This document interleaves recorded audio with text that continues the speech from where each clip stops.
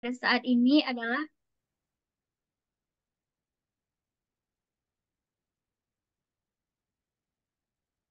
kesibukan beliau pada saat ini merupakan dosen. Kesibukan beliau pada saat ini adalah merupakan dosen IAIN Langsa dengan yang mengajar mata kuliah konseling keluarga. Kemudian juga merupakan guru Mister Padu di MTS Kota Langsa. Beliau merupakan alumni dari IAIN Langsa dengan mengambil mata kuliah pendidikan bahasa Arab. Kemudian beliau meranjak di S2 UIN Sunan Kalijaga dengan program studi Psikologi Pendidikan Islam. Sebelumnya kita sapa dulu pemateri kita pada hari ini dengan Bu Isnaini. Apa kabar, Bu? Alhamdulillah sehat, Nanda. Alhamdulillah. Jadi acara seminar udah bisa kita mulai ya, Bu? Boleh, silakan. Oke, silakan Ibu dipaparkan materinya dan mohon kepada teman-teman semua untuk didengarkan dan juga dicatat apabila ada pertanyaan yang ingin ditanyakan nanti pada sesi pertanyaan. Sebelum itu, mohon di on kamera ya agar seminar kita berjalan dengan efektif dan juga mohon di mute mic-nya. Baik, Ibu, silakan. Baik, terima kasih. Sebelumnya saya minta maaf karena ada kendala teknis. Ternyata Zoom saya di laptop bermasalah. Jadi ini saya menggunakan HP dan kebetulan materinya ada di laptop. Nanti saya ini aja dari HP kameranya. Soalnya nggak tahu kenapa ini laptopnya nggak bisa Zoom. Kelihatan? Kelihatan, Bu. Kelihatan ya? Iya, Iya, Bu, tengok. kelihatan. Iya, soalnya zoomnya di laptop saya nggak tahu dari tadi masuk nggak bisa. Dan materinya ada di laptop. Sebentar ya, lagi loading. Bentar. Sebentar. Kelihatan ya? Ini tadi yang tadi nih. Sebentar. Ini laptop. Mana tahu nih saya bisa. Sebentar ya.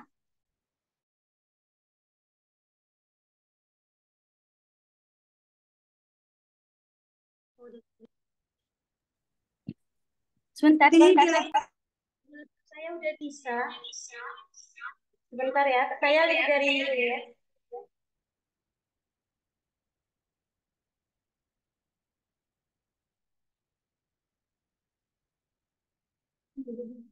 Strategi kesejahteraan psikologis. Nah, sebelum membahas terkait itu, saya ada data dari ini dari data survei Ipsos. Nah, yang mengatakan bahwasannya ada beberapa penyakit pada manusia, yaitu ada yang terkena bakteri, penyakit menular, demensia, COVID, sampai dengan kesehatan mental. Nah, di sini survei ini mengatakan bahwasannya penyakit yang paling sering terjadi yang dikhawatirkan adalah kesehatan mental. Nah, ini ada grafik, ya kan, ada grafik. Nah, yang paling tinggi itu penyakit tentang kesehatan mental yang dikhawatirkan. Nah, ini servisnya tahun 2023, survei Ipsos. Nah, ini yang dikhawatirkan ini bukan hanya di Indonesia, tetapi juga di negara-negara di dunia, termasuk Indonesia. Kemudian, nah, ini juga ada laporan Indonesia National Mental Health Survey ini yang tadi menunjukkan bahwa 1 dari 3 remaja Indonesia yang berusia 10 sampai 17 tahun itu memiliki masalah kesehatan mental. Jadi teman-teman semuanya, kesehatan mental itu sering terjadi, gangguan kesehatan mental terjadi pada anak yang berusia atau remaja berkisar 10 sampai 17 tahun. Nah, itu sementara 1 daripada 20 remaja Indonesia memiliki gangguan mental dalam 12 terakhir. Artinya dalam 1 tahun terakhir ini makin meningkat. Kemudian hasil penelitian ini juga menunjukkan bahwa gangguan mental yang diderita oleh remaja adalah gangguan. Nah, tadi sebelum ke gangguan mental, diingat bahwasanya gangguan mental, kesehatan mental itu terjadi pada anak yang berusia 10 sampai 17 tahun atau biasa kita sebut dengan anak remaja. Nah, apa aja menurut hasil penelitian gangguan mental yang paling banyak pada remaja itu? Yaitu ada cemas. Cemas, gangguan antara fobia sosial dan gangguan cemas yang menyeluruh. Contoh, gangguan cemas sosial, ya kan? Kita biasa anak remaja, dia masa-masa yang sosialnya juga tinggi. Artinya apa yang sosialnya tinggi? Banyak bergaul di lingkungan sekolah, lingkungan sekitar, lingkungan keluarga, lingkungan teman. Nah, yang dinamakan dengan sosial, lingkungan sosial. Ketika anak-anak remaja bergabung di lingkungan sosial, pasti ada pengaruh-pengaruh dari teman-temannya, ya kan? Kemudian, kenapa bisa cemas yang berlebihan? Misal ada permasalahan sosial yang, nah, nggak usah jauh-jauh. Contoh, body shaming, ya kan? Sosial. Ada temannya yang kurus, ada yang badannya ideal, sehingga dia juga bisa stres atau cemas terhadap body dia, badan dia. Kemudian juga ada, bentar, gangguan depresi. Depresi, kemudian juga ada gangguan perilaku, itu 0,9%. Kemudian ada gangguan stres pasca trauma dan gangguan pemusatan perhatian dan hiperaktivitas atau ADHD. Nah, ini masing-masing 0,5%. Nah, dari semua gangguan ini yang paling tinggi itu adalah cemas, overthinking, ya kan? Biasa anak remaja banyak terganggu mentalnya karena cemas. Kemudian ini ada slide selanjutnya, gejala gangguan kesehatan mental yang dialami orang Indonesia. Pertama ada mood swing, ya kan? Kemudian ada kualitas tidur atau nafsu makan yang berubah. Jadi ada beberapa gejala gangguan-gangguan kesehatan mental pada seseorang. Ada mood swing, ada kualitas tidur atau nafsu makannya sudah berubah, kelelahan yang parah, ketakutan atau kecemasan yang berlebihan, kemudian merasa bingung, pelupa, mudah tersinggung, kemudian juga gejalanya sulit berkonsentrasi. Nah, kemudian ada juga menarik diri dari interaksi sosial. Jadi dia artian dari menarik diri dari interaksi sosial, artinya dia sudah tidak mau lagi berinteraksi sama orang lain, lebih mudah menyendiri, lebih senang menyendiri, kemudian ketidakmampuan mengatasi stres. Nah, ini yang bahaya ketika banyak pikiran, banyak beban-beban, contoh ada tugas, kemudian pekerjaan, sehingga dia nggak bisa mengatasi, mengontrol stresnya. Ini juga termasuk gejala gangguan kesehatan. Kemudian ada rasa sakit yang tidak dapat dijelaskan.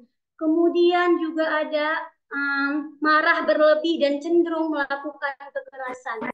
Jadi ini ada beberapa gejala gangguan kesehatan mental yang dialami oleh orang-orang Indonesia.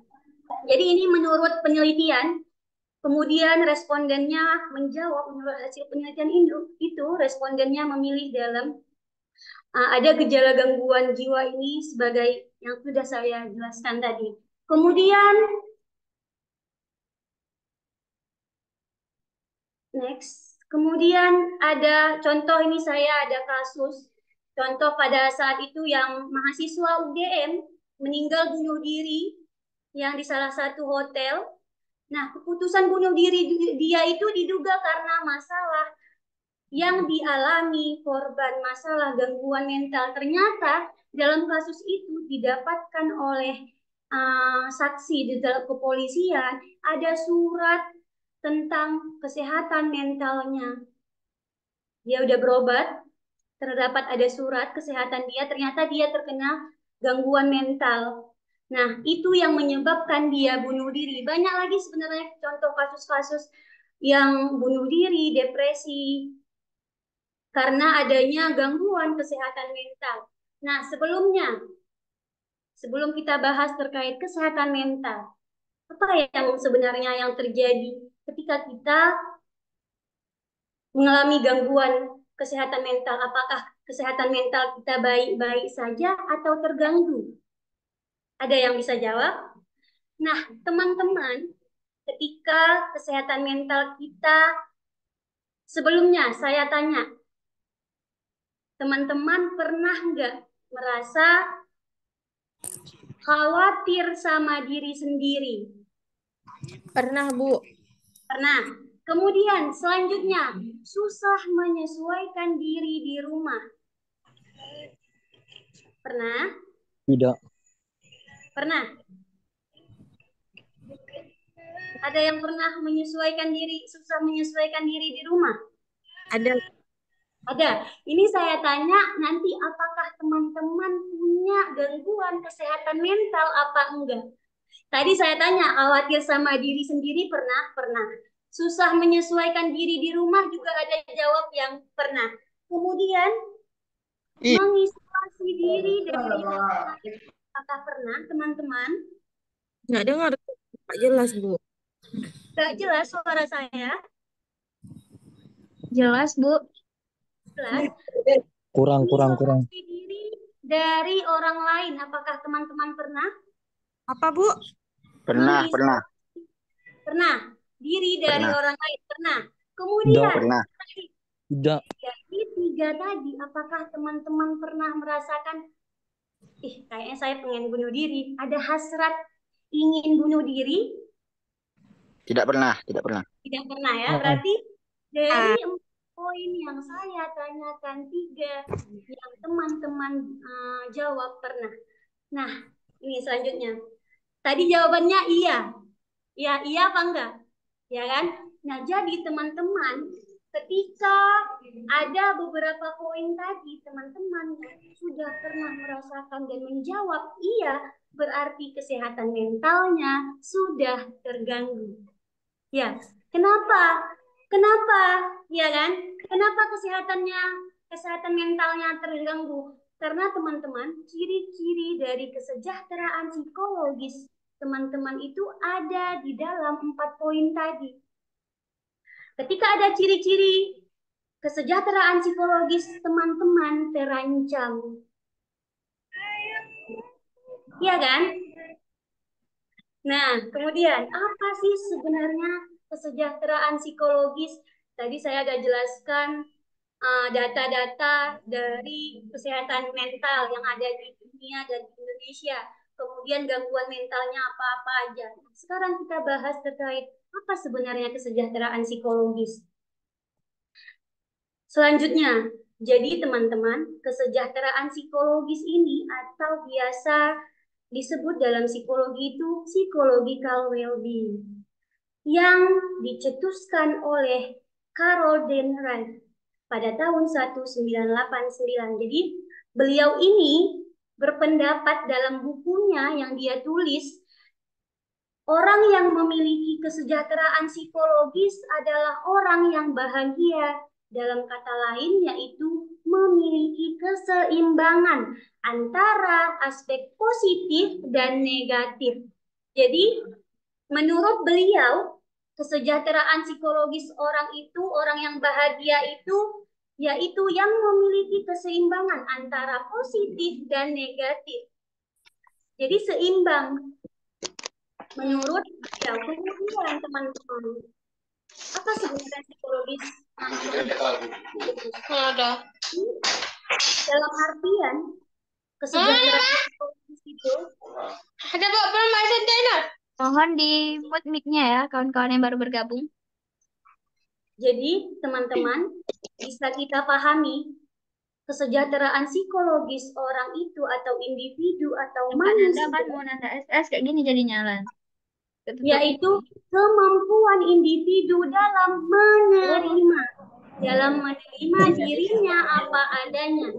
Artinya dia bisa menerima apapun yang ada dalam dirinya. Kemudian apa? Membentuk hubungan yang hangat dengan orang lain. Artinya sosialnya bagus. Kemudian mandiri terhadap tekanan sosial. Kemudian dia mampu mengontrol lingkungan eksternalnya dan memiliki arti dalam hidup, serta dia bisa merealisasikan potensi dirinya secara kontinu. Artinya ketika orang yang disebut dengan kesejahteraan psikologisnya bagus, berarti dia bisa menerima dirinya, kemudian dia bisa bersosialisasi, berhubungan baik dengan orang lain, dia juga mandiri, nggak merasa tertekan terhadap kehidupan sosial dia, contohnya pekerjaan, Mic satunya bisa dimatiin nggak, Mbak? Mohon maaf, ada suara yang Oke, baik, saya lanjut. Serta orang yang bisa mengontrol. Jadi teman-teman, di mengontrol lingkungan ini sebenarnya yang kita mungkin banyak mengalami permasalahan. Kadang kita nggak bisa mengontrol lingkungan kita, sehingga psikologis kita terganggu.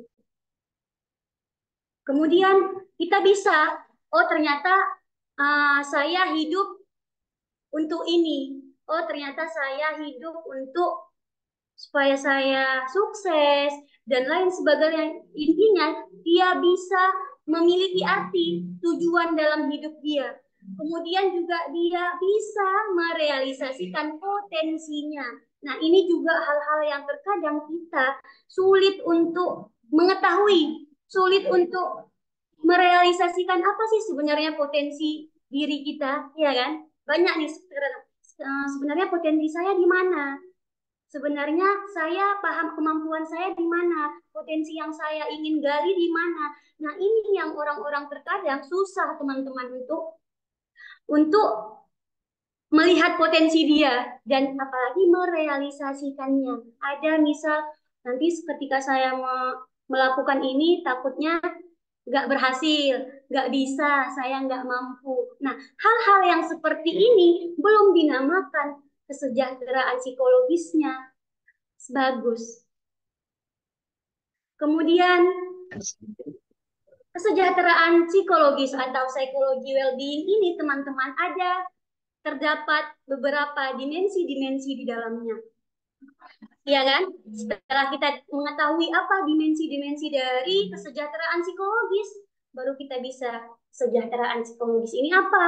Apa nilai darinya dari dimensi kesejahteraan psikologis ini?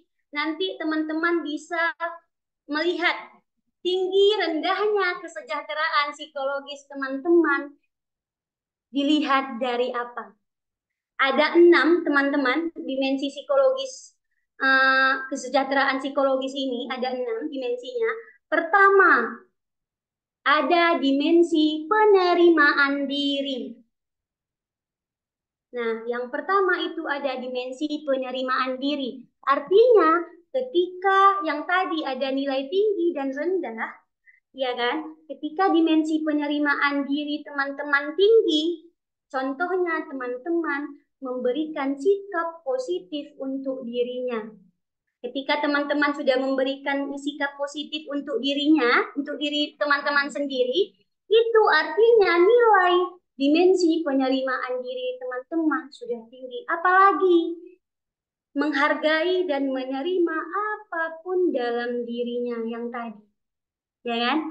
Kemudian apalagi merasakan hal positif, ya kan, dari kehidupannya yang ada di masa lalu. Contoh, teman-teman di masa lalu ada hal-hal yang membuat teman-teman gagal, contohnya mau masuk misalnya perguruan tinggi, contoh ya kan. Kemudian teman-teman tidak lulus di universitas yang teman-teman inginkan.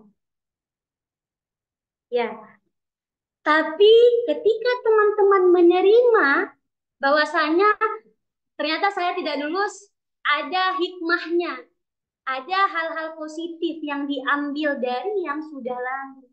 Itu artinya dimensi penerimaan diri teman-teman nilainya tinggi. Jadi gimana ketika dimensi penerimaan dirinya nilainya rendah? Ya kan, tadi kan ada dua, tinggi dan rendah. Kenapa? Yaitu ketika teman-teman kurang puas sama diri sendiri. Ini banyak nih, saya yakin dan percaya banyak dari kita yang belum bisa menerima diri sendiri. Ya, saya tanya di sini, siapa dari dimensi penerimaan diri ini? Siapa yang merasa nilai dimensi penerimaan dirinya sudah tinggi? Dari yang 3 tadi, ada? Ada? Ada saya. Oke, siapa itu? Sawah. Oke, baik. Nih saya tanya, nilai penerimaan dirinya yang rendah, yang merasa kurang puas sama diri sendiri. Ada? Sebelum saya lanjut, dimensi yang selanjutnya. Berarti di sini semua yang ikut seminar ini dimensi penerimaan dirinya tinggi ya. Oke, baik. Saya lanjutkan. Yang kedua, dimensi hubungan positif. Artinya ketika dimensi hubungan positif teman-teman, misal contohnya mampu membina hubungan yang baik, yang hangat, kemudian percaya sama orang lain, itu termasuk dimensi hubungan positif teman-teman tinggi. Kemudian apa yang nilai rendah dari hubungan positif ini? Orangnya yang tertutup, ada? Ada? Saya orangnya terbuka, Bu. Baik, tadi ada yang bilang orangnya terbuka, berarti nggak termasuk. Kemudian, sulit bersikap hangat. Contohnya apa? Sulit bersikap hangat? Susah peduli sama orang lain. Ya kan? Susah terbuka sama orang lain. Itu nilainya rendah. Kemudian dia juga kayak yang tadi, mengisolasi diri, kayak dia frustasi. Ada nggak orang-orang yang frustasi ketika berhubungan sama orang lain? Nah, itu rendah hubungan positif dia. Kemudian tidak ada hasrat untuk mempertahankan hubungan. Dalam artian hubungan sosial. Sama keluarga, sama teman. Intinya dia mau hidup sendiri, mengasingkan diri. Nah, itu dimensi hubungan positifnya bernilai rendah, teman-teman. Nah, dari semua ini nanti saya kembalikan kepada teman-teman di mana sebenarnya kalau ditanya kesejahteraan psikologis teman-teman, apakah terganggu apa enggak? Saya lanjut. Yang ketiga ada dimensi otonomi. Nah, jadi teman-teman dimensi otonomi ini rasa bebas, ya kan? Rasa bebas untuk apa? Untuk melepas peraturan sehari-hari, norma sehari-hari. Artinya ketika bernilai tinggi, dimensi otonomi teman-teman itu bisa menentukan segala sesuatunya, segala hal itu dengan sendiri. Dengan sendiri dan mandiri tanpa ada misalnya minta pendapat sama orang. Menentukan segala sesuatunya dia bisa sendiri dan mandiri. Kemudian apa? Mengambil keputusan tanpa campur tangan orang lain. Kemudian mampu menghadapi tekanan-tekanan sosial.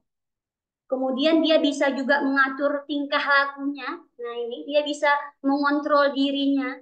Dan dia juga mampu mengevaluasi. Artinya melihat, oh ternyata saya seperti ini, nggak boleh, harusnya saya seperti ini. Gitu. Jadi dia mampu mengevaluasi dirinya. Orang-orang yang dimensi otonominya tinggi, itu mampu mengevaluasi diri, bisa mengatur tingkah laku, mampu menghadapi tekanan sosial. Kemudian, gimana dimensi otonomi yang rendah, teman-teman? Jadi, orang yang rendah otonominya ini, dimensi otonominya, dia sangat singkat memperhatikan dan mempertimbangkan harapan dan evaluasi dari orang lain. Artinya dia nggak bisa mendengar dari orang lain. Dia lebih memperhatikan, dia mempertimbangkan. Kemudian juga dia bisa berpegang atas penilaian orang lain. Contoh, saya ambil contoh. Misalnya teman-teman melakukan sesuatu. Kemudian contohnya yang sesuatu itu dalam pekerjaan contohnya atau dalam membuat tugas teman-teman ya kan. Kemudian ketika teman-teman udah mengerjakan tugas dan ada penilaian dari kawan teman-teman, dibilang ini kayaknya salah. Teman-teman lebih berpegang atas penilaian orang lain itu. Nah, ini yang membuat nilai dimensi otonomi teman-teman rendah. Kemudian ada bersikap konformis atau tekanan sosial. Dia terhadap tekanan sosial itu nggak mampu mengontrolnya. Dia terima aja. Sehingga dia stres, cemas. Kemudian teman-teman dimensi yang keempat, penguasaan lingkungan. Nah, jadi teman-teman yang penguasaan lingkungan ini ketika nilai tinggi itu mampu memilih dan menciptakan lingkungan yang sesuai dengan psikis teman-teman. Kemudian apalagi bisa memanfaatkan kesempatan. Orang-orang yang bisa memanfaatkan kesempatan itu adalah orang-orang yang dimensi penguasaan lingkungannya tinggi. Ya kan? Kemudian apa? Dia mampu memilih dan menciptakan lingkungan yang sesuai dengan dirinya, apa adanya. Dan terkadang dia bisa menciptakan lingkungan itu sesuai apa yang dengan diri dia, dengan pribadi dia. Jadi nggak ada tekanan dari sosial. Nah, itu yang dimaksud dengan dimensi penguasaan lingkungan. Kemudian teman-teman, ketika rendah, ya kan, dia nggak mampu untuk menciptakan lingkungan dia dalam belajar, dia nggak mampu. Kemudian dalam bekerja, dia hanya mengikuti apa kata orang, pendapat orang.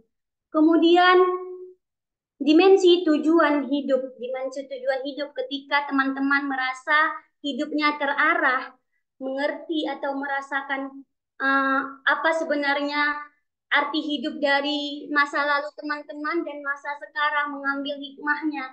Kemudian yakin bahwa teman-teman memiliki tujuan dalam hidup. Itu sudah termasuk nilai tinggi dalam dimensi tujuan hidup. Gimana ketika nilai dimensi tujuan hidupnya rendah? Kehilangan makna hidup. Dia nggak tahu hidupnya ini mau arahnya kemana. Dia nggak tahu.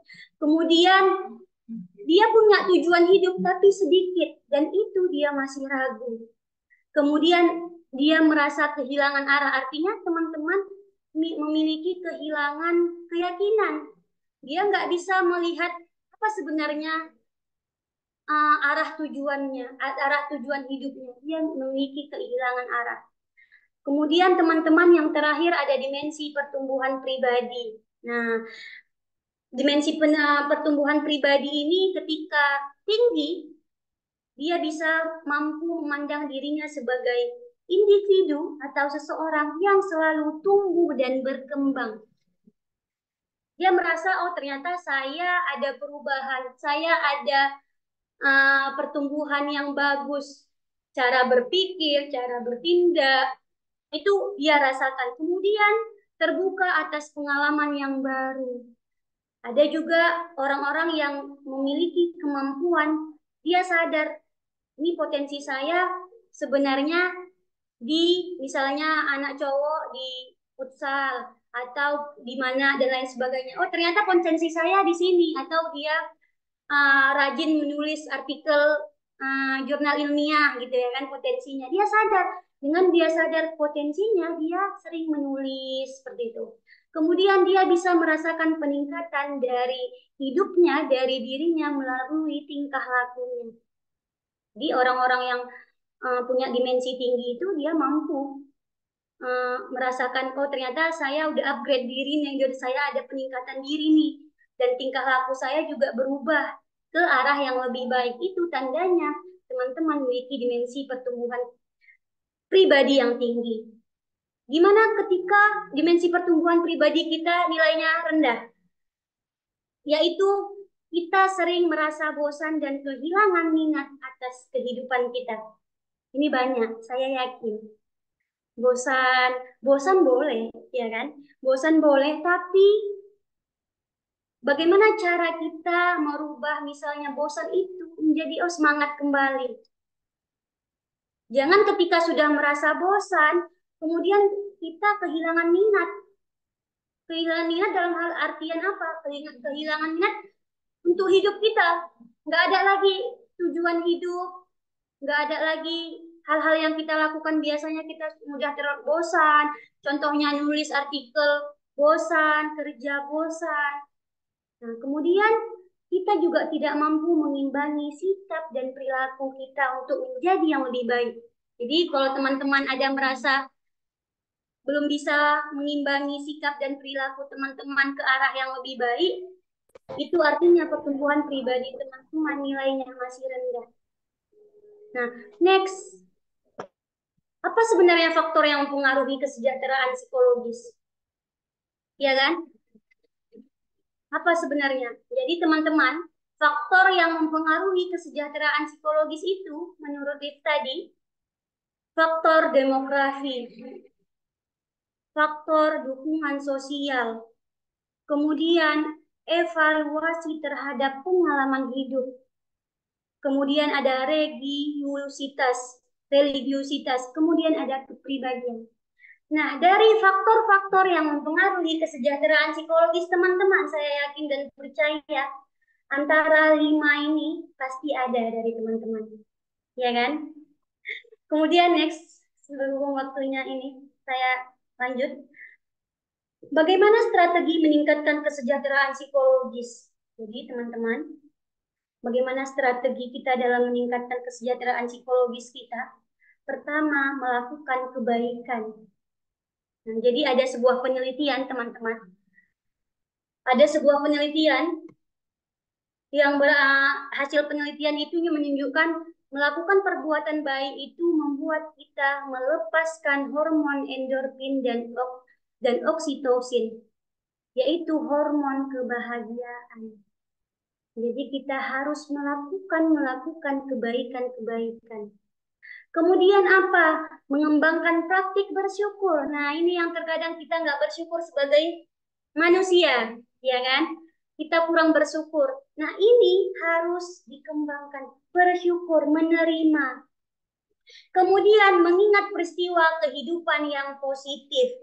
Artinya, kita bisa melihat kejadian-kejadian hal-hal yang positif. Jangan ambil hal-hal yang negatifnya. Next, selanjutnya, menuliskan masa depan yang lebih baik. Jadi teman-teman sedikit cerita, menuliskan masa depan yang lebih baik. Ini perlu menurut saya. Kenapa? Ketika kita sudah menulis list masa depan kita ke arah yang lebih baik, artinya kita punya tujuan. Ya kan? Untuk menggapai tujuan, kita punya strategi. Kita harus menuliskan strateginya, contohnya apa? Bisa menuliskan masa depan yang lebih baik. Sedikit cerita saya dulu waktu selesai dari Yayan Langsa 2020, itu nggak ada kepikiran untuk melanjutkan S2 pada saat itu.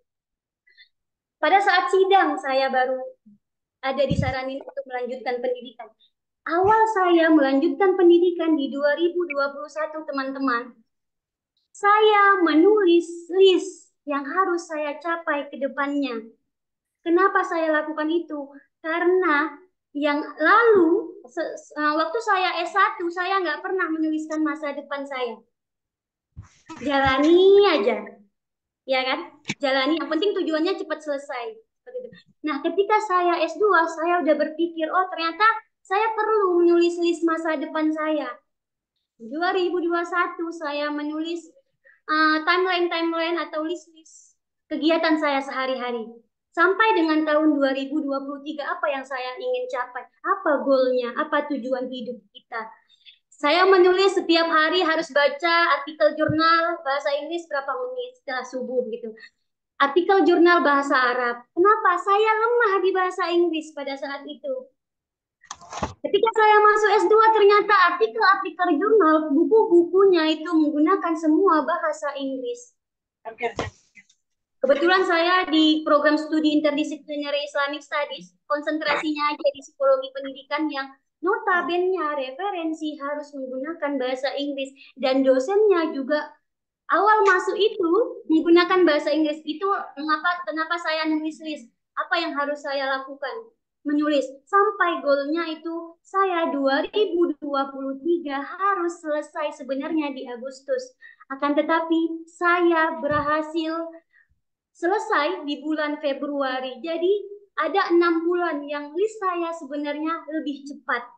Artinya apa? Oh, ternyata menulis list masa depan itu perlu. Untuk apa? Untuk tujuan.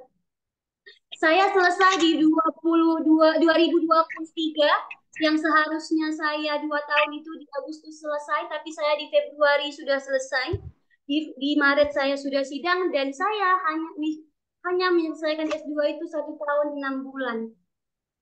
Jadi saya hanya semester 4 hanya bayar SPP untuk sidang aja. Di Maret saya sidang.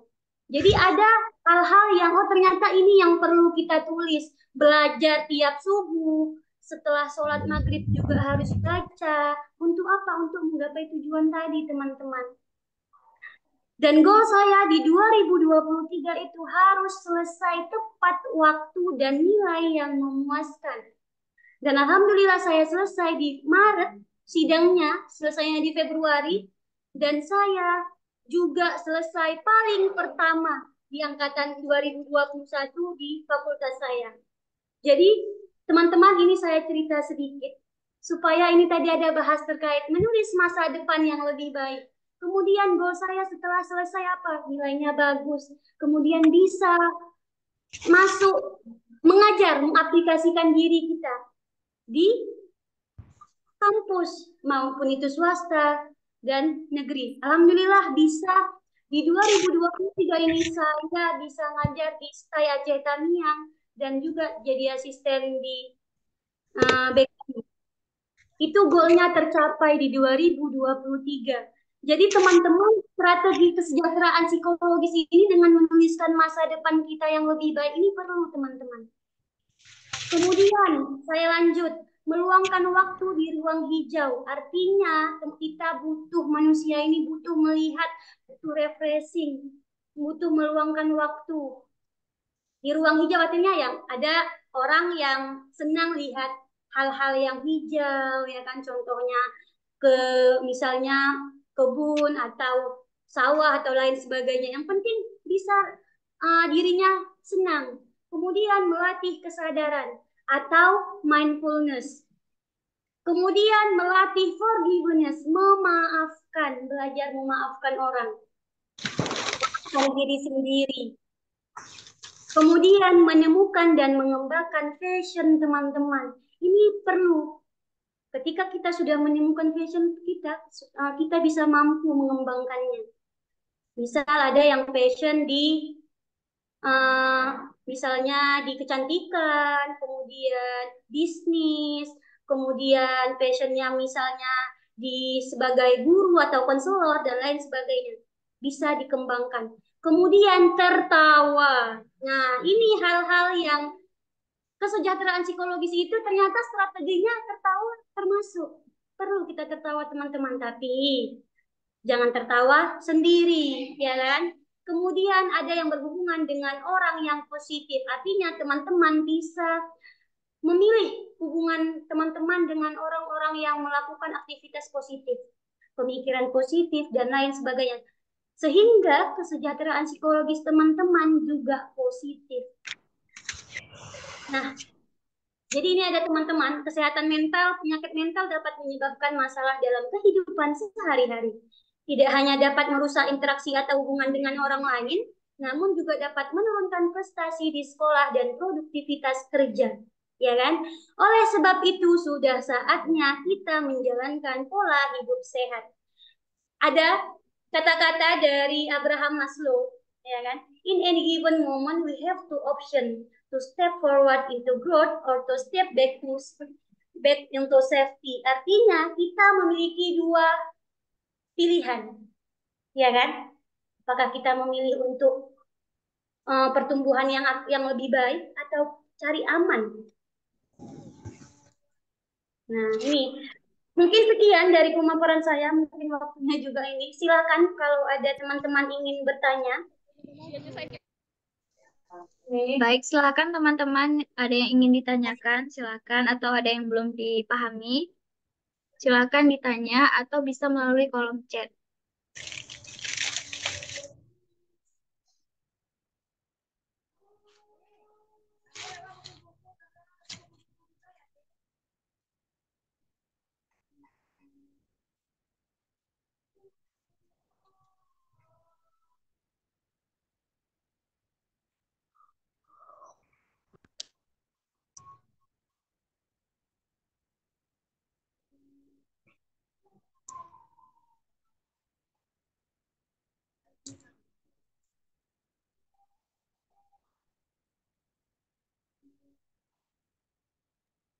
Baik, Ibu, ini ada pertanyaan dari Badrul. Apa itu mood swing?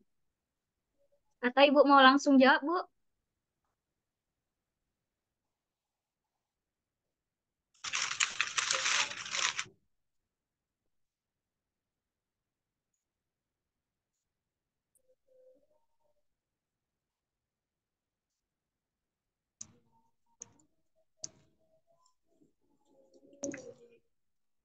Maaf, apa tadi pertanyaannya?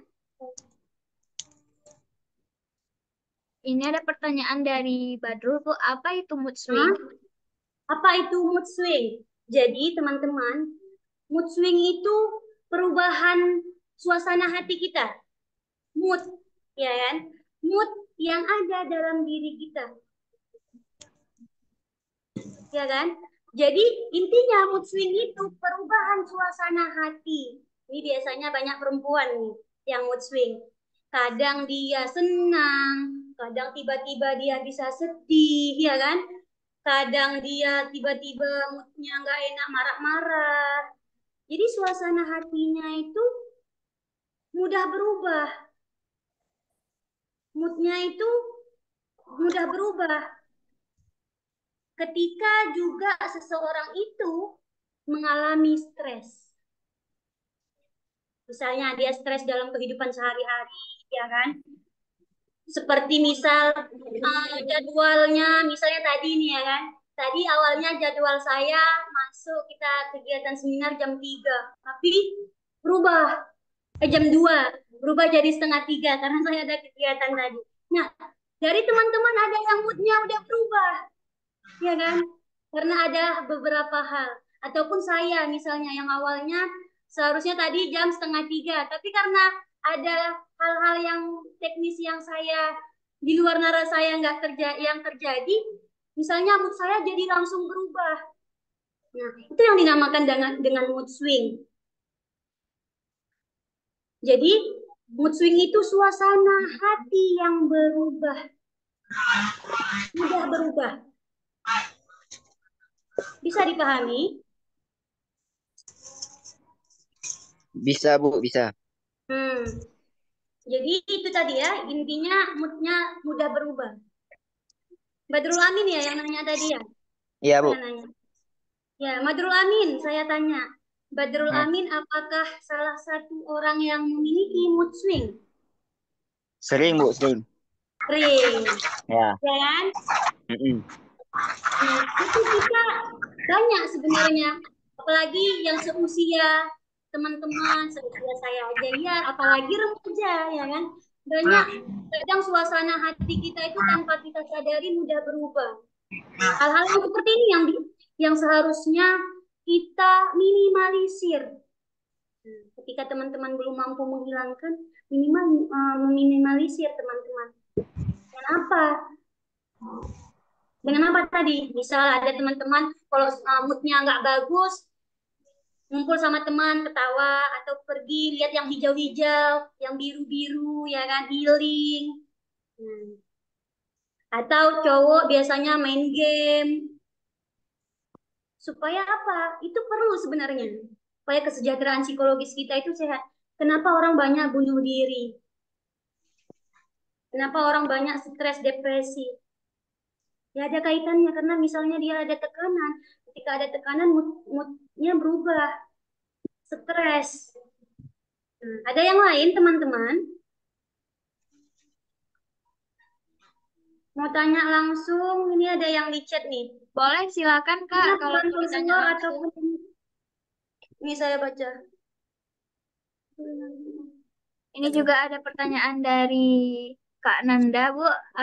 Bagaimana peran konselor ataupun guru BK dalam mengatasi isu kesehatan mental terhadap usia remaja? Oke, ini tadi ya bagaimana peran konselor atau guru BK ya kan? Guru BK dalam mengatasi isu kesehatan mental terhadap usia remaja. Menurut saya, ya kan? Peran konselor. Yang pertama, ketika kita jadi konselor atau guru BK, pertama kita harus menumbuhkan rasa penerimaan diri kepada anak-anak tersebut. Artinya apa? Contoh misal, ya kan?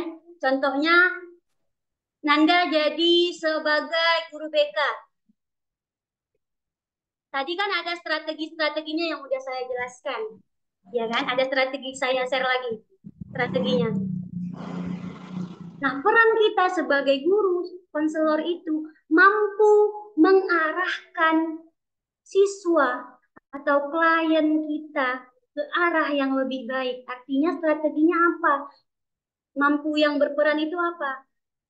Misal kita tanya dengan cara mendekatkan diri dulu kepada klien atau siswa kita. Caranya pendekatan diri. Setelah kita udah tahu nih masing-masing klien atau murid kita, udah tahu keadaan psikisnya, misalnya masalah-masalah dia pribadi, dia udah tahu. Kita arahkan ke hal-hal yang positif. Pertama, ya kan? Kita arahkan ke hal-hal yang positif. Contoh kegiatan-kegiatan produktif ekstrakurikuler kah, ya kan? Supaya apa? Supaya dia produktif kegiatan sehari-harinya nggak cemas. Kan tadi ada faktor yang mempengaruhi kesejahteraan mental seseorang itu kan ada cemas, depresi. Peran kita sebagai konselor harus mampu mengarahkan klien atau murid kita. Kemudian tadi ada bahas terkait ini isu. Ketika kita sudah tahu berita-berita tentang kesehatan mental, ya kan anak-anak, pasti ada overthinking. Seenggaknya siswa kita atau klien kita udah baca terkait isu-isu kesehatan mental yang dia takut, merasa cemas. Selain kita mengarahkan, kita juga harus bisa mengetahui apa yang sebenarnya siswa kita ini memiliki potensi apa. Kita arahkan ke potensinya. Kita arahkan potensinya, kemudian kita buat kegiatan-kegiatan yang produktif. Kemudian bagaimana lagi peran guru BK? Jangan lupa mengawasi. Kalau kita hanya sebatas mengarahkan, kita menasehati, mengkonseling, tapi tidak mengarahkan atau kita tidak mengawasinya dan mengawasinya, juga nggak bisa. Kita harus mampu mengawasi dia, seenggaknya punya kayak perjanjian. Yang itu harus komitmen. Kemudian peran kita sebagai konselor atau guru BK juga selain tadi selain kita mengarahkan, mengevaluasi, ya kan, membuat kegiatan-kegiatan produktif, kemudian juga kita juga bisa mengayomi dari anak-anak remaja, merangkul. Kenapa terkadang anak-anak remaja itu mungkin kurang perhatian dari keluarga, sehingga dia gangguan kesehatan mentalnya itu terganggu. Mungkin di lingkungan sosial atau lingkungan pertemanan dia belum bisa mengontrol diri. Ya, jadi kita bisa berperan di situ mengarahkan dia. Kemudian apalagi? Kenapa kesehatan mental itu rentan terhadap anak remaja, tadi kan? Karena anak-anak remaja ini banyak apa pemikirannya belum stabil. Nah, jadi itulah peran konselor ini untuk mengarahkan. Tetapi, ya kan, ketika seorang remaja sudah mengalami gangguan mental atau kesehatan mental yang kita bilang perlu dalam penanganan yang ahli, konselor, ini kita bisa mengarahkan. Yang pertama kita harus menjaga hubungan baik, kemudian mengarahkan. Kita tanya diri dia apa sebenarnya yang terjadi, kenapa cemas. Intinya mendekatkan diri terhadap guru dan murid atau konselor dan konselinya. Kita harus dekat dulu. Ketika sudah dekat, sudah hubungannya nyaman, iya kan, udah nyaman, baru kita bisa mengambil peran. Kita arahkan ke hal-hal yang baik. Misalnya dia cemas berlebihan. Kenapa kamu cemas berlebihan? Kita tanya. Misal karena ada tekanan dari orang tua, contoh, ya kan? Nah, kenapa? Apa yang menyebabkan kamu merasa tertekan kepada orang tua kamu? Itu harus ditanya. Nah, kita harus bisa merangkul. Jika kita sudah bisa merangkul, kita sudah tahu. Kita udah tahu nih identifikasi masalah kesehatan mental dia kenapa.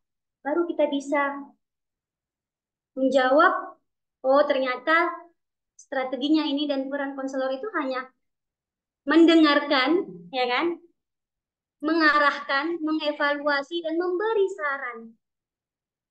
Nah, mungkin itu jawaban dari saya. Selanjutnya ada yang bertanya lagi?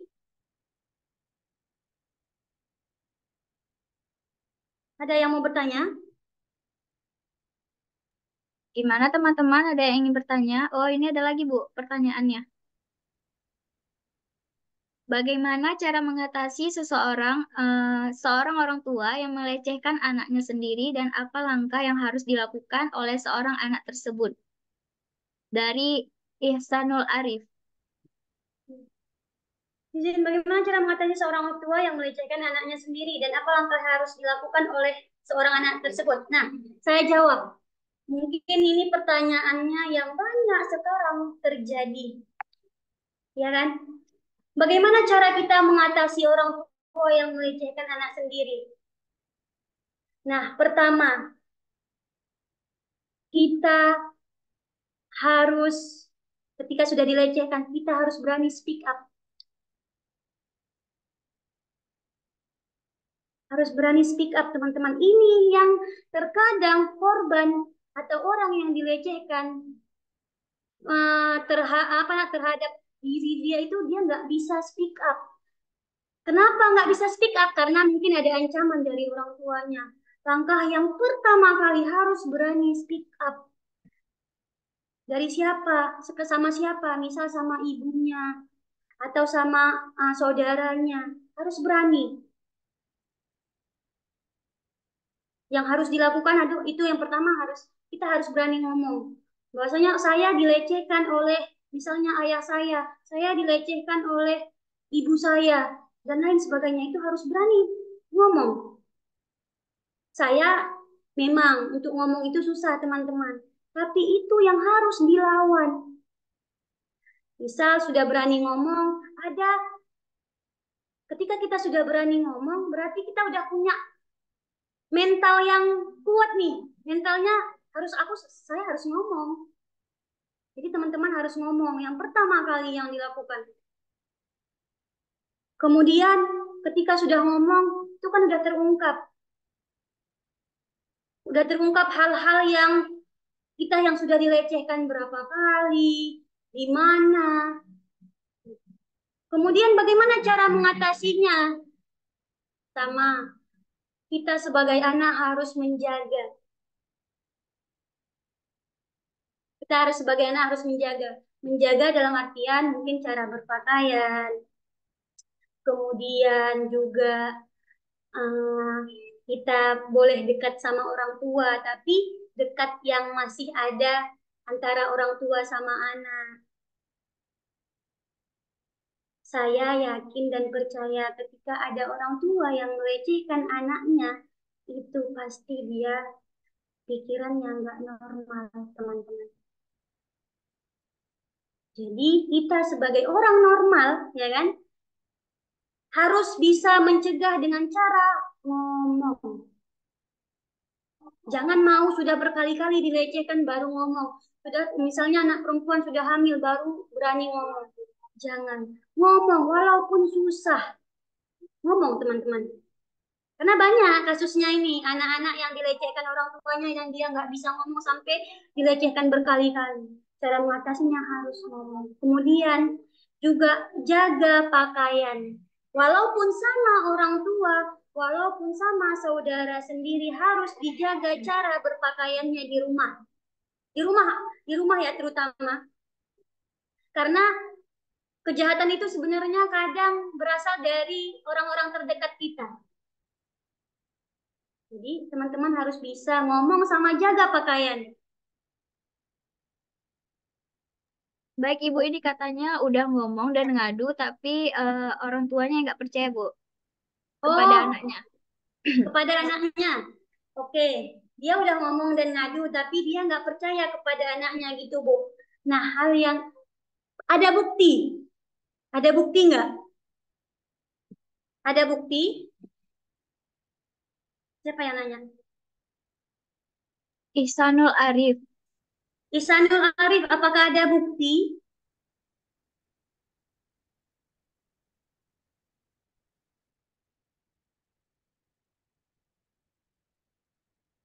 Nah, siapa tuh?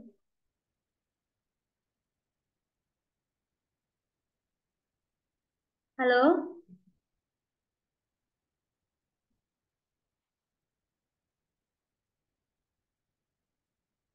Kenapa nggak percaya teman-teman? Karena ya kan kadang orang tua ini misal ibu kita nggak percaya sama omongan anaknya karena dia belum melihat, ya kan belum melihat pertama. Kemudian ah nggak mungkin nggak mungkin ayah sendiri mau melecehkan anaknya. Ini, Bu, buktinya nggak Buktinya itu ada bu nggak karena ada nah terjadi secara langsung, Bu, maksudnya. gini kalau saya ya menurut saya nggak ada bukti ya kan itu sudah berapa kali dilakukan pelecehannya. Eh, perlu teman-teman ketahui, pelecehan seksual itu bukan hanya uh, verbal, non verbal juga. Bukan hanya dia misalnya dilecehkan, mohon maafnya, cakapnya berhubungan. Pelecehan seksual itu ngomong juga ada pelecehan seksual. Nah, ketika ini buktinya nggak ada, Bu, karena itu dilakukan secara langsung. Ada nggak yang rusak saat terkena pelecehan seksual? Ada nggak yang rusak? Apakah ada?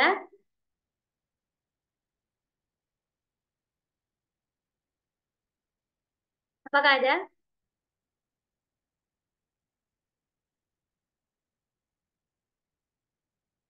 Ada?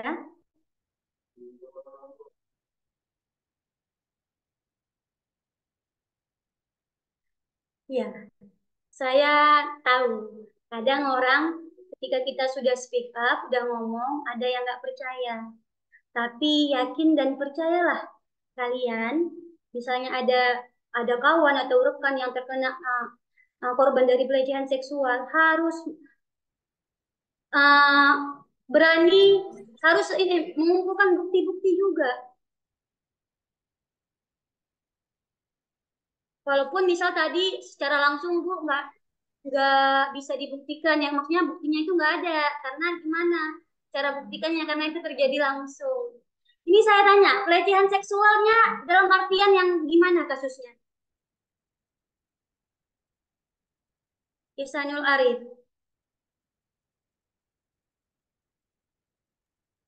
Mungkin sedang mengetik, Ibu. Oke.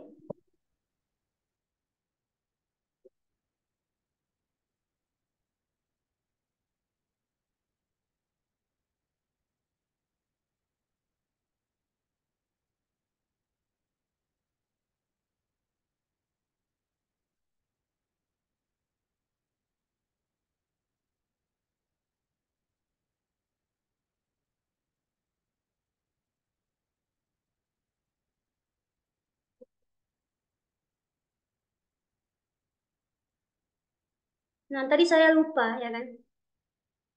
Contoh Bu, maaf ayahnya itu melihat anaknya lagi mandi gitu dan hal lainnya Bu. Nah, ini kan tadi saya bilang menjaga, ya kan? Ketika kita sebagai anak menjaga, walaupun di rumah dari segi berpakaian, apalagi mandi, ya kan? Mandi itu kan dalam artian privasi kita sendiri yang nggak boleh ada orang lain, apalagi kita sebagai perempuan, ya kan? Nah, kita harus berani, teman-teman, kita harus berani speak up. Selain speak up juga kita harus berani ketika kita dipaksa. Kita harus berani menolaknya.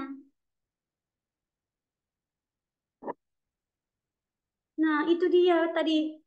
Kenapa kita harus berani memaksa sebelum hal-hal itu jangan terjadi satu dan berkelanjutan. Karena apa? Untuk orang-orang yang dilakukan korban pelecehan seksual itu susah dipercaya, teman-teman. Kebetulan saya tesisnya tentang kekerasan seksual, termasuk pelecehan seksual. Memang kasusnya itu susah untuk dibongkar. Susah yang anak sebagai orang tua. Kita misalnya di instansi aja susah. Susah untuk dibongkar, kecuali kasusnya udah terkuak ke media. Apalagi kita sebagai anak, caranya apa tadi? Kita sebagai anak kan, susah untuk speak up karena itu apa? Itu orang tua kita. Mau nggak mau, misalnya kita nggak percaya orang tuanya, gimana caranya kita harus meyakinkan orang tua yang satu lagi atau mama kita bahwa saya dilecehkan, Mak. Sama ayah contohnya, pada saat mandi. Ya, sedikit aja kayak ini. Kebanyakan Mbak Rahma. Saya yakin walaupun orang tuanya nggak Bisa digarisin percaya, apa? ada rasa khawatir. Ada rasa ini benar nggak ya? Walaupun dia nggak percaya. Besok nggak usah digarisin, nggak apa-apa ya. Nah, itu Nggak apa-apa. Mohon di mute ya yang baru bergabung.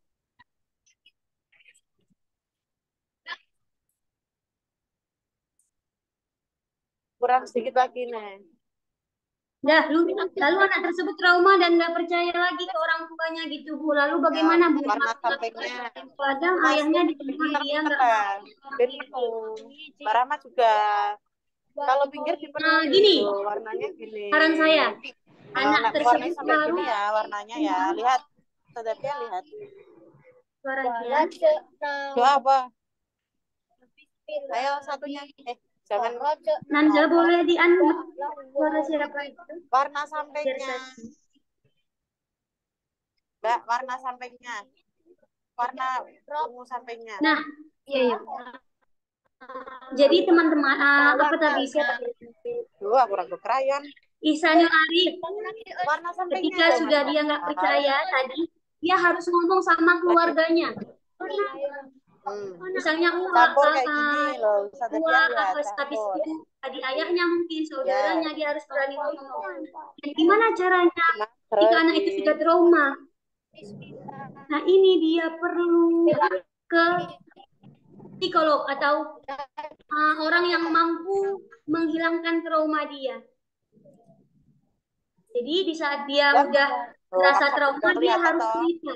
Jadi orang-orang yang trauma ini kadang dia sudah ngomong tapi nggak didengarkan. Masalah pelecehan seksual, hal yang membuat kita sakit hati. Tawakal. Nah,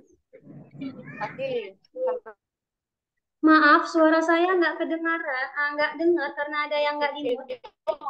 iya Bu, Ibu sebutin aja namanya karena baru join Bu. Novia Damayanti. Novia Damayanti. Tolong di-mute sebentar. Warna putih.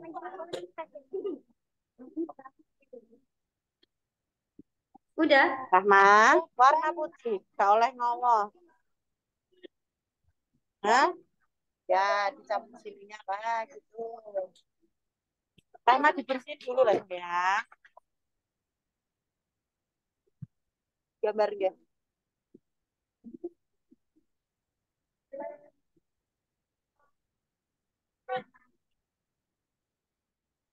Halo, udah? Dengar suara saya? Dengar?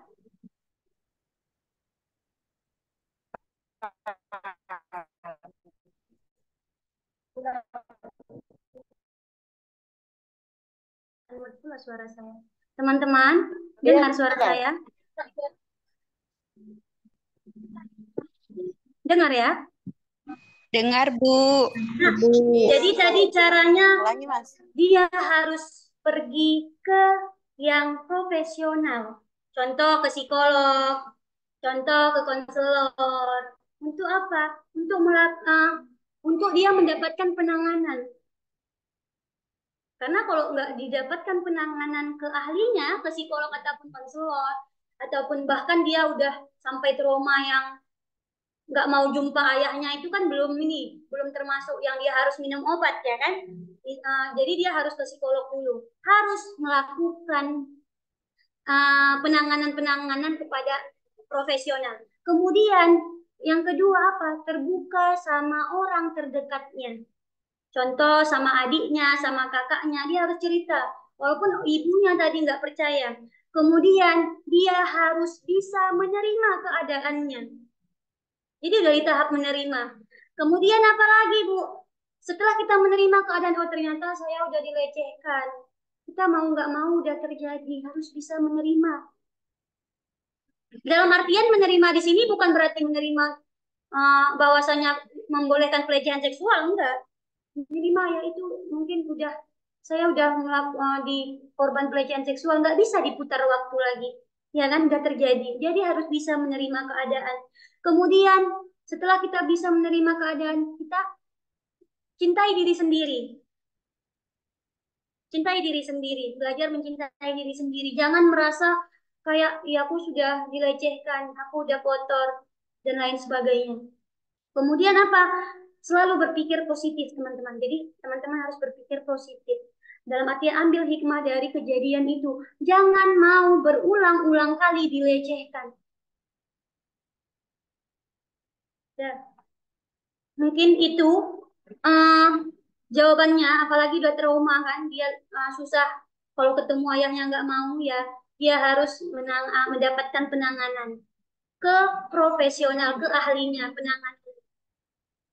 Paham ya? Kemudian ada yang bertanya, bagaimana upaya mengatasi rasa takut, cemas, dan berlebihan? Siapa ini nanya? Rosmini. Ya. Cara kita mengatasi rasa takut dan cemas berlebihan. Pertama, harus belajar menenangkan diri, teman-teman. Jadi teman-teman harus bisa menenangkan dirinya sendiri. Kemudian apalagi? Kemudian teman-teman harus mampu menghadapi rasa takut dan cemas itu. Kenapa? Contoh, teman-teman kenapa bisa ada timbul rasa takut, cemas, gitu kan? Kenapa? Harus berani melawannya. Kemudian, nih, coba ketika teman-teman mengalami rasa takut sama cemas yang berlebihan, coba ambil nafasnya panjang. Tarik nafas panjang-panjang. Baru keluarkan pelan-pelan. Kemudian berpikir positif, teman-teman. Kenapa kita bisa ada rasa takut sama cemas? Karena teman-teman overthinking. Pikirannya negatif terus, nggak berpikir positif. Kemudian, misalnya teman-teman cemas yang berlebihan. Olahraga. Teman-teman bisa melakukan hal-hal produktif, contohnya olahraga.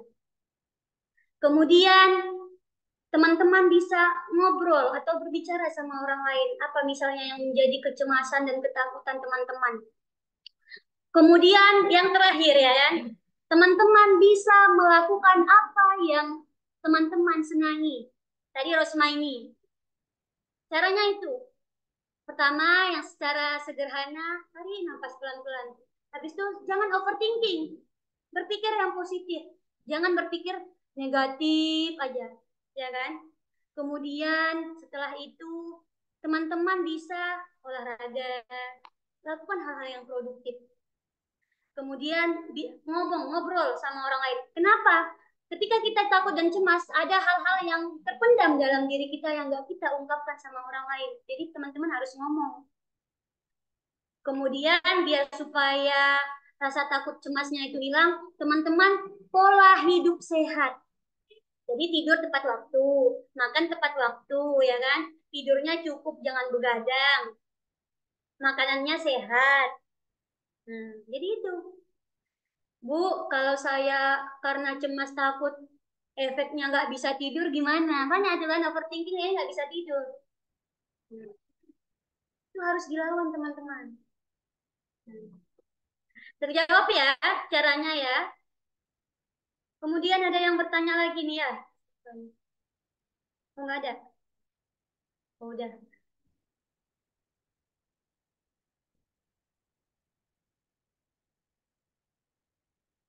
Ada lagi yang ingin ditanyakan? Ada lagi yang mau ditanya? Waktunya udah jam 4.14 ya. Mungkin kalau nggak ada lagi, supaya kita tutup acara seminarnya.